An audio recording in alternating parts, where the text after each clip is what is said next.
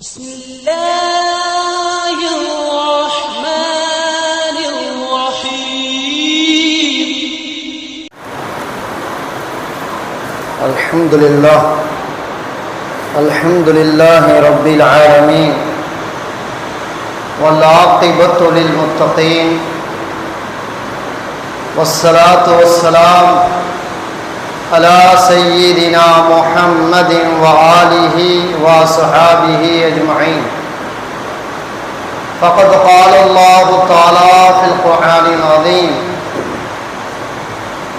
وعسى أن تكرهوا شيئا وهو خير لكم وعسى أن تحبوا شيئا وهو شر لكم. فقد قال رسول الله صلى الله عليه وسلم: من سعادة ابن آدم رضاه بما قضى الله له. அளவற்ற அருளாளனும் நிகரற்ற அன்புடையனுமாகிய அல்லாஹ்வின் திருநாமம் கொண்டு ஆரம்பம் செய்கின்றோம். வான் வையம் புகழ் அனைத்தும் ஏக வல்லோனாகிய வல்லோன் அல்லாஹு தஆலா ஒருவன் மீது மட்டுமே என்றென்று உரித்தாகட்டுமா.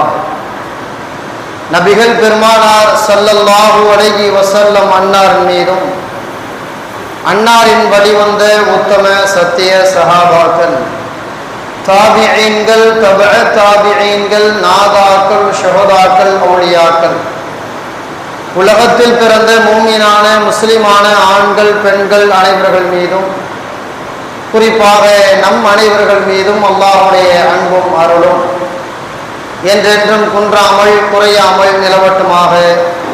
ஆமீன். அஸ்ஸலாமு அலைக்கும் வரஹ்மத்துல்லாஹி வபரகாத்துஹு. அல்ஹம்துலில்லாஹ், கடந்த 10 ஆண்டுகளை விட எதிர்வரும் ஆண்டுகள் சிறப்பாக இருக்கும் என்பதாக இந்திய மக்கள் எதிர்பார்த்து கொண்டிருக்கக்கூடிய நேரம் இது. ஆட்சி மாற்றம் சிறப்பாக இருக்கிறது. நிச்சயமாக இது இந்திய மக்கள் எதிர்பார்த்த ஒன்று என்பதாக ஓட்டெடுப்பின் போது மிக தெளிவாக தெரிந்த ஒரு விஷயம். சில மக்களுக்கு கொஞ்சம் வருத்தம் இருக்கலாம். நாம் எதிர்பார்த்தது இன்னும் அதிக மாற்றத்தை அல்லவா, இவர்கள் உட்காரவே கூடாது என்பதற்குத்தானே நாங்கள் கூட்டிணைந்து ஓட்டு போட்டோம். ஆனால் இவர்கள் இப்போது அமர்ந்திருக்கிறார்களே 3வது முறையாக என்பதாக சின்ன வருத்தம் இருக்கிறது என்பதாக சிலர்கள் சொல்வதுண்டு. ஆனாலும் கூட கடந்த 10 ஆண்டுகளை விட இந்த ஆண்டு அதிகப்படியாக சந்தோஷம் சிறுபான்மை மக்களுக்கு, அதிலும் குறிப்பாக முஸ்லிம்களுக்கு. பாராளுமன்றத்தில் அங்கம் வகிக்க சிறுபான்மை மக்களாக இருக்கும் முஸ்லிம்களிலிருந்து சுமார் 26 எம்பிக்கள் இந்த பாராளுமன்றத்திற்குள்ளே இந்த வருடம் நுழைகின்றார்.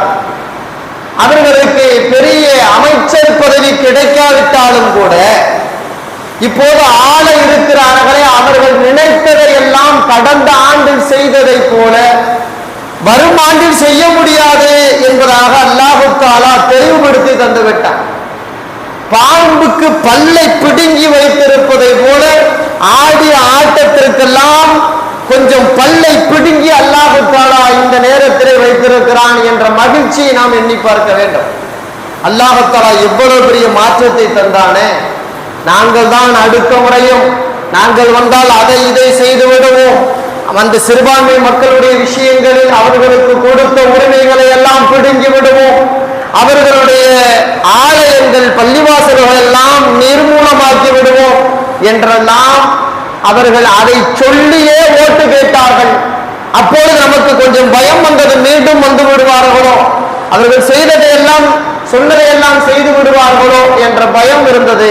ஆனால் இந்த பயம் இப்போ கொஞ்சம் நமக்கு குறைந்திருக்கிறது.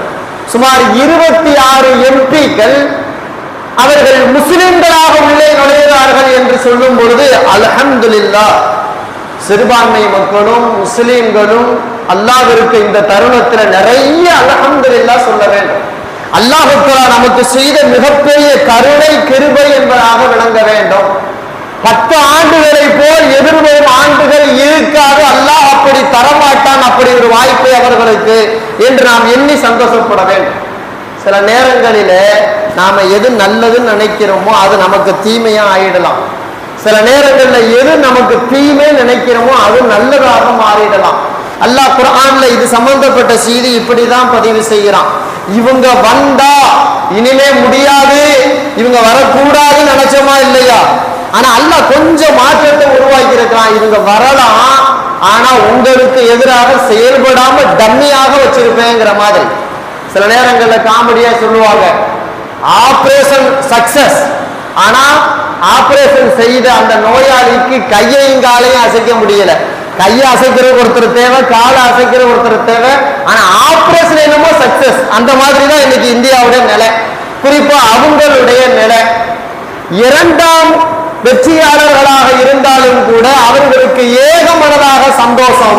நீ நினைச்சபடி எல்லாம் இனிமே செய்ய முடியாது, பெரும்பான்மை உனக்கு கிடைக்கல, அதனால ஊழ கூறு போட்டுக்கிட்டே இனிமே இப்படிதான் இருக்கணும் அப்படிங்கிற நிலை அல்லாஹ் இந்த திமிரு பிடித்தவர்களுக்கு, ஆணவக்காரர்களுக்கு பாடம் கொடுத்திருக்கிறானா இல்லையா? அப்ப இதுல நமக்கான ஒரு சந்தோஷம் இருக்கு. அல்லாஹ் குர்ஆன்ல இவர்களை போன்றவர்களுக்காக என்னவோ இப்படி பதிவு செய்திருக்கிறான். ஒரு விஷயம் வேணாம் அப்படின்னு நீங்க வெறுக்கிறது, இவங்க வந்துடக்கூடாது அப்படின்னு நினைச்சு நீங்க வெறுக்கிறது, ஒருவேளை அது உங்களுக்கு நன்மையாக இருக்கலாம். அல்லாஹ் அப்படிதான் சொல்றான். நீங்க வெறுக்க எல்லாமும் உங்களுக்கு நன்மைன்னு நினைச்சிடாதீங்க. நீங்க வெறுக்கக்கூடிய ஓரிரு விஷயங்கள் உங்களுக்கு அது நன்மையாக இருக்கலாம். நீங்கள் ஏதேனும் ஒன்றை நல்லது என்று விரும்பினால் அது உங்களுக்கு தீமையாகவே அமைந்து விடலாம் என்று அல்லாஹ் தஆலா இந்த வசனத்தை இப்போது சிந்திக்க வேண்டும் என்றே நமக்கு சொல்லி தருகிறான். நாம எது வெறுக்கிறோமோ அது ஒரு முறையில நன்மையா இருக்கலாம், எதை நம்ம நேசிக்கிறோமோ அது ஒரு முறையில வெறுப்புக்காக நமக்கு பிரச்சனைக்குரியதா ஆயிடலாம். இவர் வந்தா நல்லா இருக்கும்ல நினைக்கிறோமா இல்லையா? ஒருவேளை அவருக்கு அந்த தகுதி இப்ப வரைக்கும் வராம இருக்கலாம். நாட்டு மக்களை வழிநடத்தக்கூடிய, ஆட்சியாளக்கூடிய ஒரு பக்குவம் அவருக்கு வராம இருக்கலாம். அதனால அவருக்கு கொஞ்சம் அல்லாஹ் தள்ளி போடலாம், அந்த பதவியை தராம இருக்க. ஒருவேளை நாம எதிர்பார்த்தவங்க உட்கார்ந்து இந்த அநியாயக்காரர்கள் அவர்களுக்கு எதிராக, நாட்டு மக்களுக்கு எதிராக கலவரம், கொலை, கொள்ளை, கருப்பொழிப்பை கட்டவிழ்த்து விட்டா அப்பவும் பிரச்சனை தானே. அதனாலதான் அல்லாஹ் தஆலா இவங்க பப்ளிக்காவே சொன்னாங்க, நாங்க மீண்டும் வரலேண்டா, நாங்க குறிப்பாக சிறுபான்மை மக்களுக்கு எதிராக அவங்களுடைய ஆலயங்கள் எல்லாம் நாங்க எரிச்சு விடுவோம், பல வகையான கலவரங்களை உண்டாக்குவோம் அப்படின்னு சொன்னதுனாலயே என்னமோ தெரியல, எல்லாம் மீண்டும் அவங்களையே உட்கார வச்சு எந்த கலவரத்தையும் நீ செய்ய முடியாது. ஏன்னா உனக்கு எதிராக நீயே செய்யக்கூடாதுல்ல, உனக்கு எதிராக நீயே எதையும் செஞ்சிடக்கூடாது. நாட்டு மக்கள் அமைதியா இருக்கணும். நீ எந்த வகையான சிறுபான்மை மக்களுக்கு எதிராக சட்டங்களை இனிமே நீ போடக்கூடாது அப்படிங்கிறதுனாலயே என்னவோ மீண்டும் அல்லாஹ் அவங்களையே உட்கார வைக்கலாமா இல்லையா? அப்ப அல்லாஹ் எதை கயிறுன்னு நாடுறானோ அதுதான் கயிறு, எதை ஷர்ருன்னு நாடுறானோ அதுதான் ஷர்ரு. நாம நினைக்கிறது எல்லாம் நடந்துடணும் எதிர்பார்க்கிறதே ஒரு வகையான தவறு. பெருமானார் ஸல்லல்லாஹு அலைஹி வஸல்லம் சொல்றாங்க, மின் சஆதத்தி இப்னு ஆதம், ஆதமுடைய மகன், அதாவது மனிதனுக்கு, அதாவது நற்பேறு எதுன்னு கேட்டா ரிதாஹு பிமா கலல்லாஹு லஹு, அல்லாஹ் எதை முடிவு பண்ணி தர்றானோ அதை நல்லதுன்னு பொருந்திக்கிட்டா அதுதான் அவனுக்கு நற்பேரு, அதுதான் அவனுக்கு நல்லது. அப்ப அல்லாஹ் இதுதான் முடிவு பண்ணி இருக்கான், இவங்களதான் உட்கார வைக்கணும் முடிவு பண்ணி இருக்கான். அதை நம்ம மனசார ஏத்துக்கணும், ஏன்னா அதுதான் நமக்கு நன்மையை தரும் அப்படிங்கிறத பெருமானார் ஸல்லல்லாஹு அலைஹி வஸல்லம் அவர்கள் சொல்லுகிறார்கள். நாம ஓட்டு போட்ட ஆரம்பிச்சதுல இருந்து எலெக்ஷன் என்ற வரைக்கும் நாம ஒரு துவா ஓதணுமா இல்லையா? அல்லாஹும்ம லா துஸல்லித் அலைனா மன் லா யர்ஹம்னா வலா யகாஃபுக ஃபீனா, இறைவா எங்கள் மீது கருணை காட்டாத, எங்கள் மீது கட்டவிழ்த்து கூட விடக்கூடிய பாவத்திற்கு உன்னை அஞ்சாத கொடியவர்களை எங்கள் மீது ஆட்சியாளர்களாக சாட்டி விடாதே துவா செஞ்சோம். இப்போ நல்ல முடிவு நமக்கு வந்திருக்கு. அப்ப நாம என்ன செய்யணும்? அல்லாஹ்வை அதிகமா புகழணும்.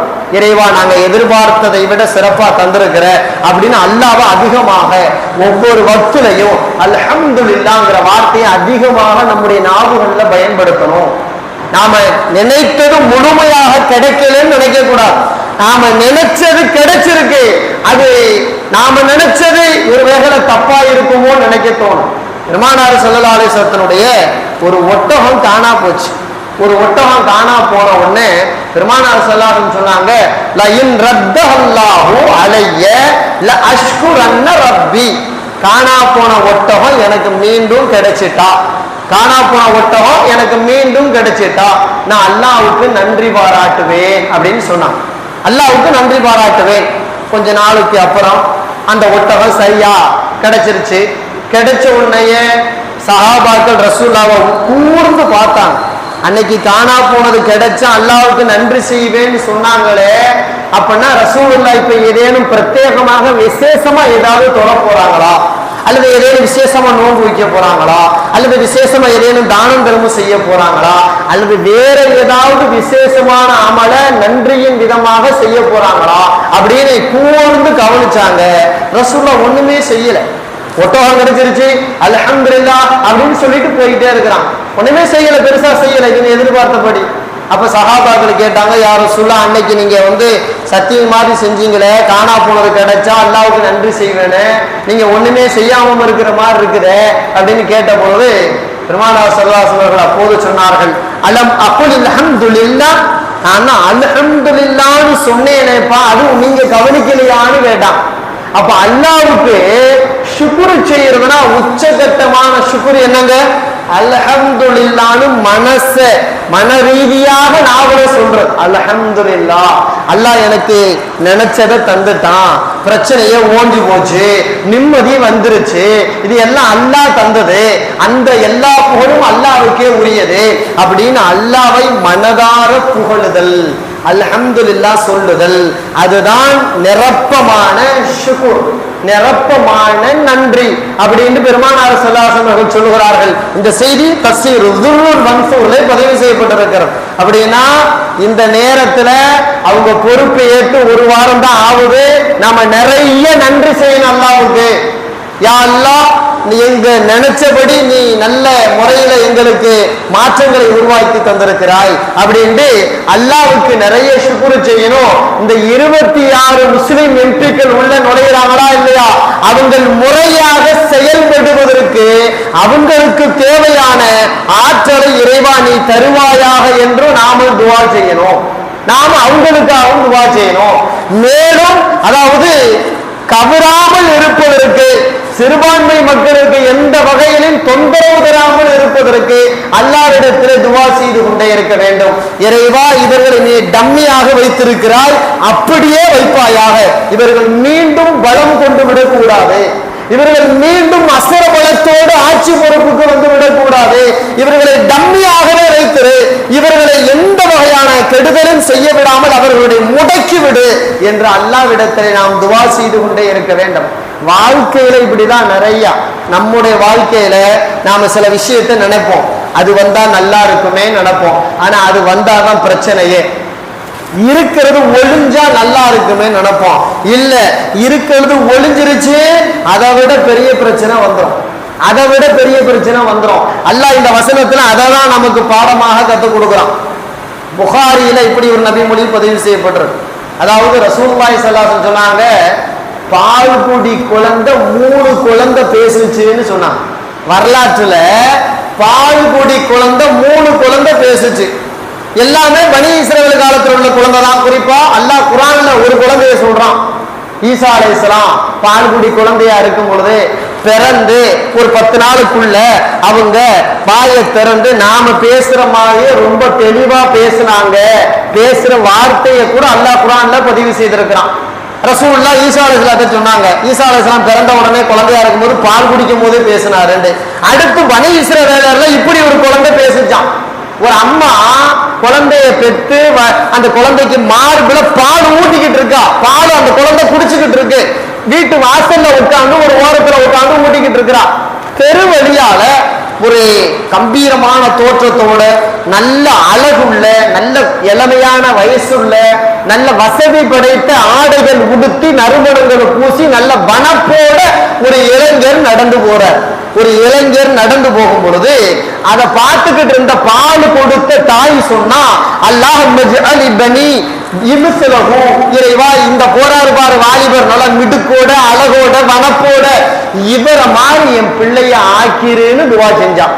பிள்ளைய ஆக்கிருன்னு, என் பிள்ளைய ஆக்கிருன்னு துவா செஞ்சான். உடனே அந்த குழந்தை அபூ ஹுரைரா ரலியல்லாஹு அவர்கள் அப்படியே நடித்தே காட்டுகிறார்கள், தன்னுடைய விரலை வாய்க்குள் வைத்து. குழந்தை இப்படி சபிக்கிட்டே இருந்துச்சு. இந்த அம்மா சொன்ன உடனே அந்த விரல் அப்படி எடுத்து காட்டி சொல்றாங்க, அபூ ஹுரைரா ரலியல்லாஹு ரசூலுல்லாஹ் இப்படிதான் சொன்னாங்க. அதை எடுத்துட்டு மார்பு காம்பில் இருந்து வாயை எடுத்து விட்டு குழந்தை இப்படி பேசியது, அல்லாஹும்ம லா தஜ்அல்னி மிஸ்லஹு, இறைவா இவனை போல என்னை ஆக்கி விடாதே. அம்மா இவனை போல ஆக்குன்னு துவா கேட்கிறா, நல்லதுன்னு நினைக்கிறான், அழகா இருக்கான், வனப்போட இருக்கான், வசதியோட இருக்கான், வருங்காலத்துல என் பிள்ளை இப்படி ஆக்கிரு எல்லா அம்மாவும் கேட்கறது தானே. வசதி வாய்ப்பு அழகு கம்பீரம் நல்ல உடல் வாகு, யாரேன்னு பார்த்தா இவனை மாதிரி என் மயன் எதிர்காலத்தை வந்தா எப்படி இருப்பான் அப்படின்னு எல்லா தாய்களும் எதிர்பார்க்கறது தானே.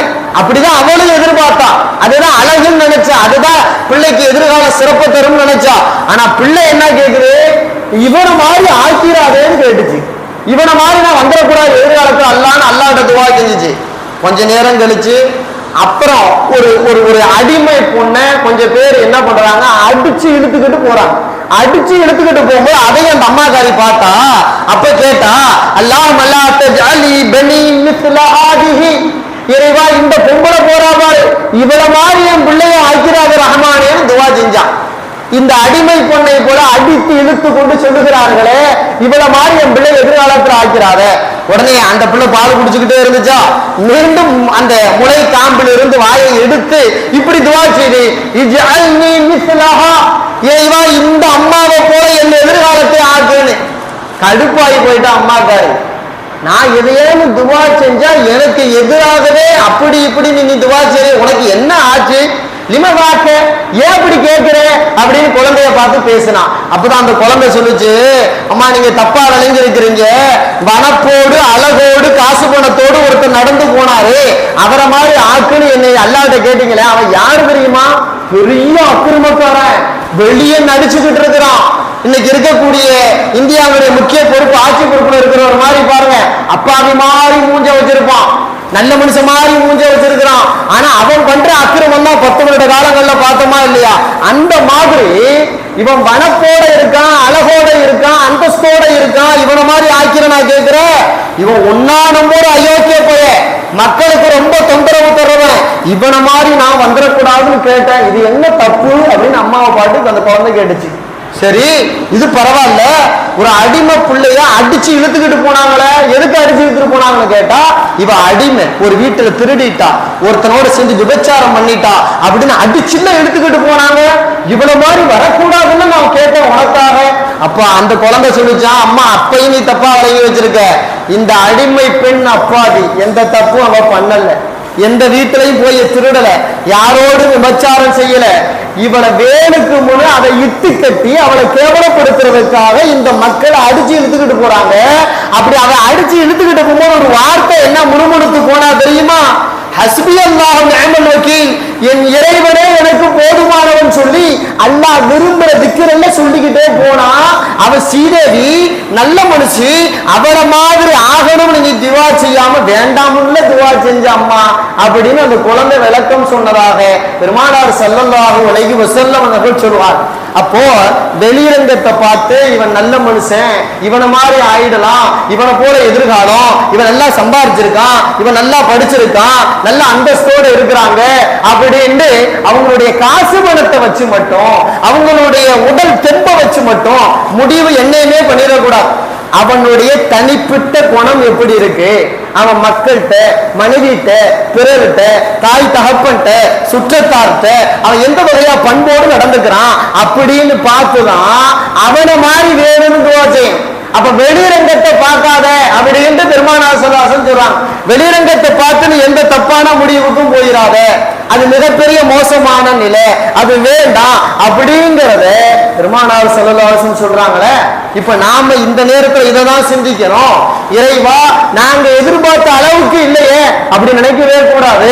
எதிர்பார்த்த அளவுக்கு வேற மாதிரி வந்திருந்தா அதுவும் கூட நமக்கு பாதகம் வராம, நமக்கு சாதகம் வராம பாதகம் வந்திருக்கலாம். அதுதான் நினைக்க வேண்டி இருக்கு. இத்தனை கோடி பேரும் துவா செஞ்சிருக்கிறாங்க, அதுக்காக முயற்சி பண்ணி இருக்கிறாங்க. ஒவ்வொரு வக்து தொழுகையிலையும் இவர்களுக்கு எதிராக துவா செய்யப்பட்டிருக்கிறது. பல பேர் உம்ராவுக்கு போனவர்கள் கஅபத்துல்லாஹ்வை வச்சு துவா செய்திருக்கிறார்கள். குழந்தைகள் உட்பட, வயது முதிர்ந்தவர்கள் உட்பட துவா செய்திருந்தால் அந்த துவாவை அல்லாஹ் வீணாக்குவானா? நிச்சயமா வீணாக்க மாட்டான். அதுல நமக்கு முதல்ல நம்பிக்கை வரணும். நாம கேட்டது கிடைக்கல அப்படின்னு நினைக்கவே கூடாது. அல்லாஹ்வுக்கு எதிராக பேசவே கூடாது. அல்லாஹ் நம்ம கேட்டதை தந்திருக்கிறான், அந்த முடிவுக்கு வரணும்.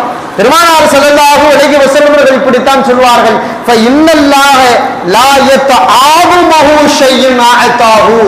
அல்லாஹ் தஆலா நீங்க கேட்டதை எல்லாம் கொடுக்கிறதுனால அல்லாஹ்வுக்கு ஒன்றும் சுமை இல்லை.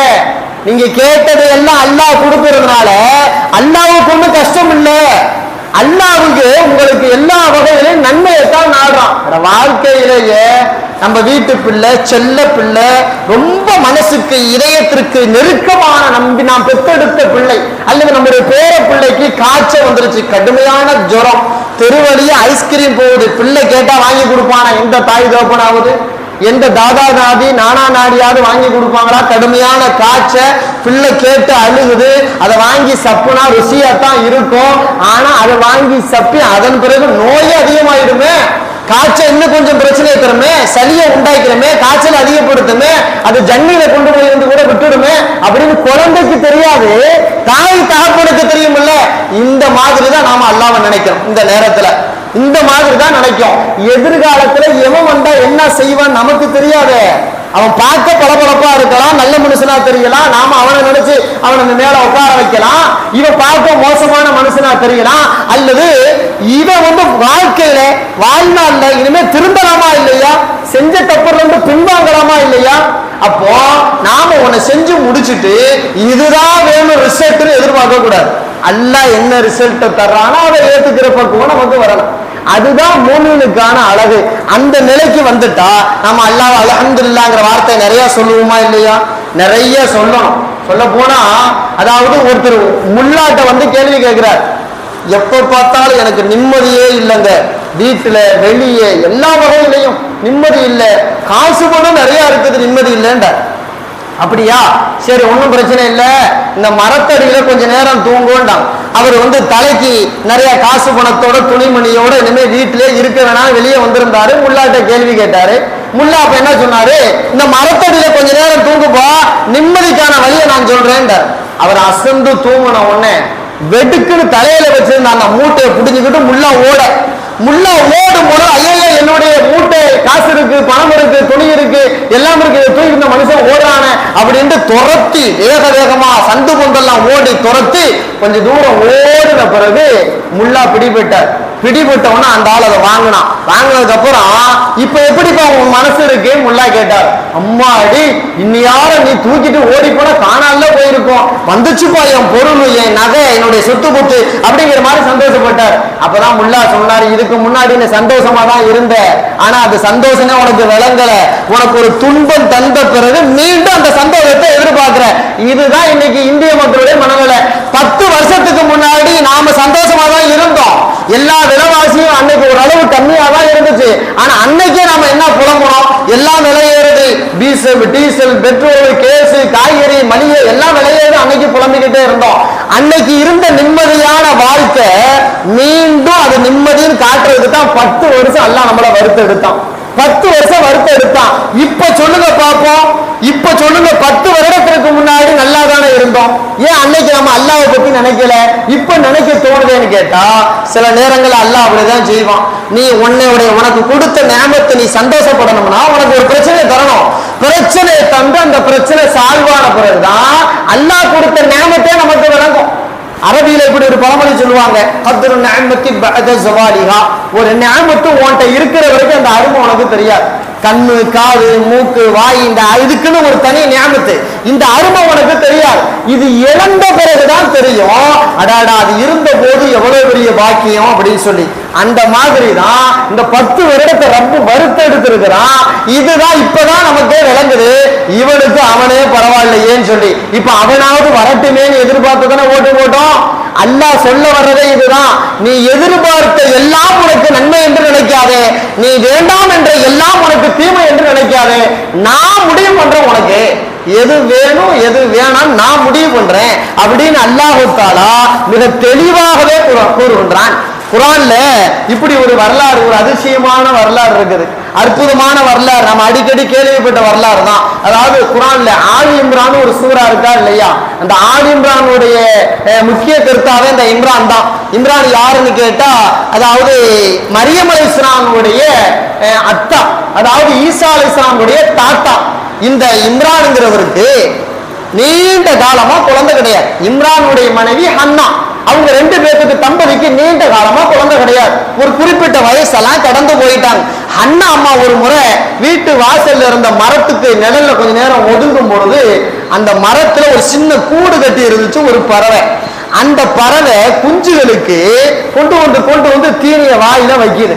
வாயில வைக்கும் போது அந்த அண்ணாமா பார்த்துட்டு, இறைவா இதுகெல்லாம் பிள்ளை குட்டியோடு வாழுதே, நானும் இவ்வளவு வயசை கடந்துட்டேனே, எனக்கு இன்னும் குழந்தை இல்லையே, நீ மட்டும் அப்படி ஒரு குழந்தைய இனிமே தந்துட்டா அந்த குழந்தைய பைத்துல் முகத்தஸ்ங்கிற ஓம் பள்ளிவாசலுக்கு நான் உரிமை விட்டுறேன் அப்படின்னு அந்த அம்மா துவா கேக்குது. அல்லாஹ் அவங்க சொன்ன வார்த்தையை கூட குர்ஆன்ல பதிவு செய்திருக்கின்றான். இன்னி நதர்து லக மா ஃபீ பத்னி முஹர்ரரன், இறைவா எனக்கு வயிற்றுல ஒரு குழந்தையை தந்து நான் சுமந்தா அந்த குழந்தைய பைத்துல் முகத்தஸுக்கு நேர்ந்து விட்டுறேன், பிள்ளைய பள்ளியில கொண்டு போய் விட்டுறேன், பள்ளியினுடைய பணிக்கு கொண்டு போய் விட்டுறேன், எனக்கு ஒரு குழந்தைய கொடு ரஹ்மானேன்னு அந்த அம்மா துவா செஞ்சாங்க, ஹன்னா அம்மா. அதே மாதிரியே கர்ப்பம் தரித்தார்கள், வயசையும் கடந்து கர்ப்பம் தரிக்கிறார்கள், குழந்தையை பெற்றெடுக்கிறார்கள். பெற்றெடுத்த போது அந்த அம்மா அடுத்து கேட்டாங்க, அல்லாஹ் குர்ஆன்ல சொல்கின்றான், ரப்பி இன்னி வதஅதுஹா, இறைவா நான் இப்ப பெற்றெடுத்திருக்கிற பிள்ளை உன்சா பொம்பளை பிள்ளையால போச்சுன்னா, நான் ஆம்பளை பிள்ளையில உன்கிட்ட கேட்டேன். முதல்ல அந்த அம்மா குழந்தையே இல்ல குழந்தை தானு கேட்டுச்சு. சரி அல்லாஹ் குழந்தைய கொடுக்குறான். அந்த அம்மா மாசமான உடனே அல்லாஹ் உனக்காண்டி பள்ளிவாசலுக்கு விட்டுறேன், ஆம்பளை பிள்ளைய தானு கேட்டுச்சு. ஏன்னா ஆம்பளை பிள்ளை வேணா பள்ளிவாசலுக்குள்ள எல்லா நேரமும் போக முடியும், பொம்பளை பிள்ளைங்க ஒரு குறிப்பிட்ட மாதத்துல 3 நாள் 7 நாள் உள்ள போக முடியாது இல்லையா, பல விஷயங்கள் செய்ய முடியாது இல்லையா. அதனால அந்த அம்மா குழந்தையத்தா மாசமான பிறகு ஆம்பளை பிள்ளையத்தான்னு கேட்டுச்சு, பிறந்தது பொம்பளை பிள்ளை. அந்த அம்மா நினைச்ச மாதிரி இல்ல. அததான் அல்லாஹ் சொல்றான், ரப்பி இன்னி வதஅதுஹா உன்சா, யா அல்லாஹ் நான் குழந்தையை பெற்றுட்டேன், ஆனா அது பொம்பளை பிள்ளையா போச்சு, நான் எப்படி கொண்டு வந்து பள்ளிவாசல விடுறது நேர்ந்துகிட்ட பிரகாரம் அப்படின்னு கேட்ட பிறகு அப்பதான் அல்லாஹ் சொல்கின்றான், வல்லாஹு அலமு பிமா வலஅத் வலைஸ ذكر கல்உன்சா, அதாவது ஹன்னா நான் உனக்கு குழந்தை ஆம்பளை பிள்ளை கேட்ட பொம்பளை பிள்ளையை கொடுத்திருக்கிறேனே, நீ எதிர்பார்த்த ஆம்பளை பிள்ளையை போன்று இந்த பொம்பளை பிள்ளை இல்ல, இந்த பொம்பளை பிள்ளையை வச்சு பெரிய பெரிய அதிசயம் எல்லாம் நான் செய்ய போகிறேன், நீ கேட்டது சாதாரண ஆம்பளை பிள்ளை, நான் உனக்கு தந்திருப்பது அற்புதத்தை வெளிப்படுத்தக்கூடிய ஒரு பெண் பிள்ளையை தந்திருக்கிறேன், அதனால நீ நினைச்ச மாதிரி இல்லையேன்னு கவலைப்படாத, கொண்டு போய் விடுறதான் அல்லாஹ் குர்ஆன்ல விடுவேண்டாம். அதே மாதிரி ஹன்னா அம்மா மரியம் அலைஹிஸ்ஸலாத்தை கொண்டு போய் பள்ளிவாசல்ல தான் விட்டாங்க. அதன் பிறகுதான் உலகத்திலேயே இதுவரை யாரும் செய்யாத ஒரு அதிசயத்தை மரியம் அலைஹிஸ்ஸலாம் செய்தார்கள். ஆணோடு சேராமல் குழந்தை பெற்றெடுத்தார்கள். ஆணோடு சேரவில்லை, எந்த ஆணுடைய இனச்சேர்க்கையோ அல்ல ஆணுடைய விந்தணுவின் கருவோ எதுவுமே உள்ள போகல, அல்லாஹ் நினைச்சா குழந்தைய கொடுத்தான். அப்ப அண்ணா அம்மாவுக்கு அல்லாஹ் சொல்ல வர்றது என்னன்னு கேட்டா, நீ சாதாரண ஆம்பளை பிள்ளைய கேட்ட, அதுதான் ஹைருன்னு சொன்ன கிடையாது, உன் மூலமாக நல்ல சிறப்பான பெண் பிள்ளையை தரப்போறேன், உலக மக்களுக்கு அதிசயம் நிகழ்த்த போறேன், அவர் ஒரு இறை தூதரை பெற்றெடுக்க போகின்றார், அதன் மூலம் வேதங்கள் கொடுக்கப்படுகிறது, பல மக்களுக்கு நேர்வழி காட்டும் ஒரு இறை தூதர் அந்த பெண் மூலமாகத்தான் வரப்போறார் அண்ணா என்று அல்லாஹ் இங்கே உணர்த்துகிறான். நம்ம வாழ்க்கையிலையும் அப்படித்தாங்க, ஒரு 2 பொம்பளை பிள்ளையை பெற்றிருப்பான், ஒரு 3 பொம்பளை பிள்ளையை பெற்றிருப்பான், அடுத்து பொண்டாட்டி மாசமான என்ன நினைக்கிறார் நம்பாலே, அடுத்து ஒரு ஆம்பளை பிள்ளை வந்தா நல்லா இருக்குமே, சில பேர் ஹசரத்துல வந்து தாவீஸ் எல்லாம் கேட்கிறான், உண்மை பொய்யெல்லாம் சொல்லல, உண்மையா தாவீஸ் கேட்கிறான்.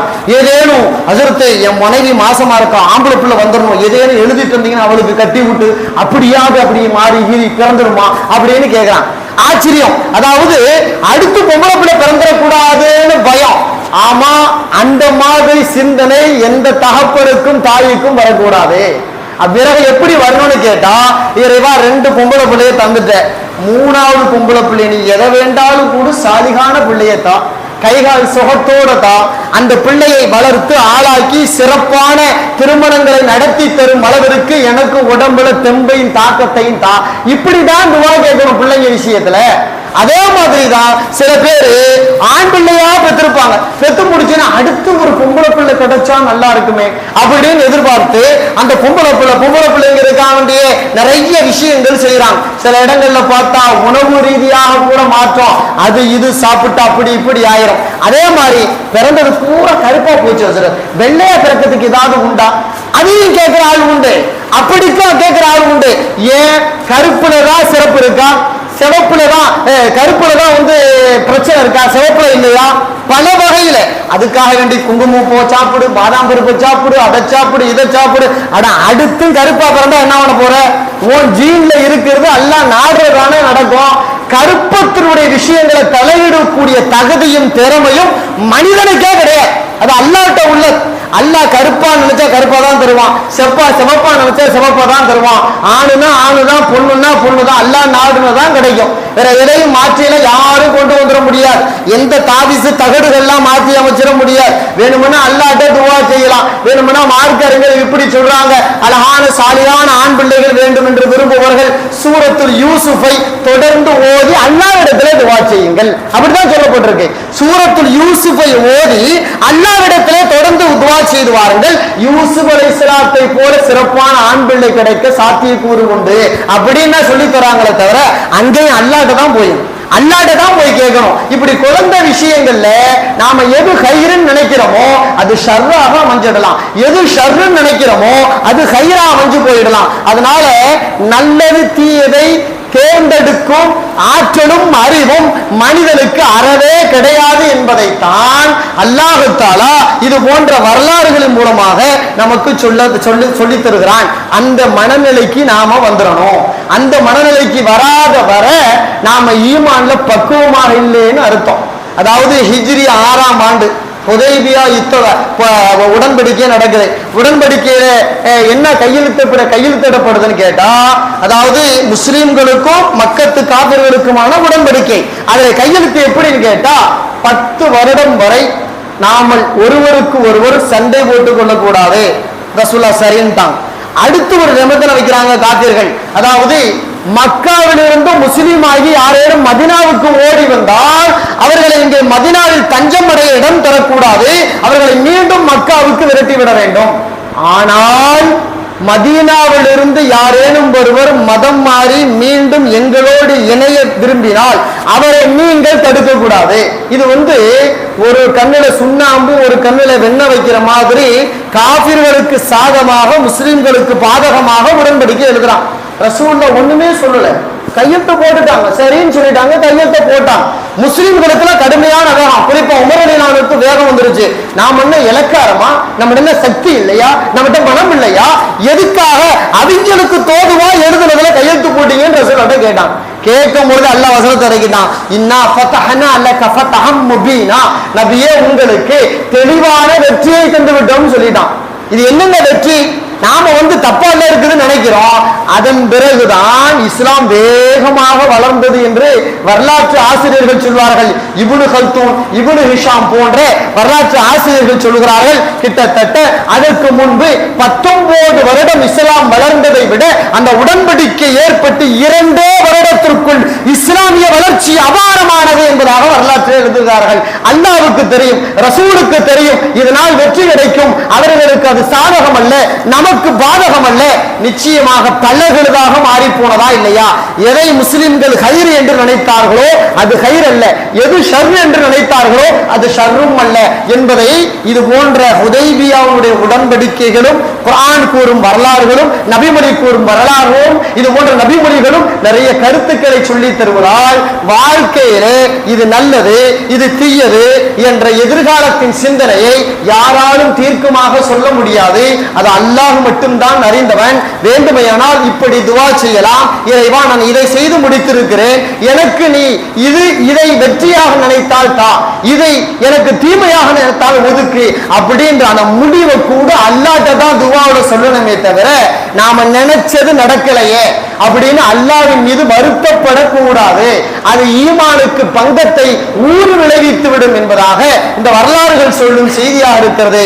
அல்லாஹ் தஆலா தந்திருக்கக்கூடிய இந்த ஆட்சி மாற்றம் உண்மையாகவே ஹைரானதாக இந்த சிறுபான்மை மக்களுக்கு இந்தியாவிற்கு உகந்ததாக இருக்கும் என்று நாம் மனதார ஏற்றுக்கொள்ள வேண்டும். நம்முடைய ஓட்டுக்கள் எல்லாம் வீணாகவில்லை, அது அல்லாஹ் தஆலா அதற்கு உண்டான நல்ல பலனை தந்திருக்கிறான் என்று அல்லாஹ்வை நினைத்து சந்தோஷப்பட வேண்டும். அந்த மனநிலை உருவாக வேண்டும். இது ஓட்டுக்கு மட்டுமல்ல, நம் வாழ்நாளில் நடைபெறக்கூடிய அனைத்திற்கும் எது நடந்தாலும் அது ஹைர், அது அல்லாஹ் தந்தது என்று புரிஞ்சிக் கொள்ள வேண்டும். அப்படிப்பட்ட மனப்பக்குவத்தை இறைவன் நமக்கு தருவானாக. வ ஆகிரு தஅவானா அல்ஹம்துலில்லாஹி ரப்பில் ஆலமீன். அஸ்ஸலாமு அலைக்கும் வரஹ்மத்துல்லாஹி வபரகாத்துஹு.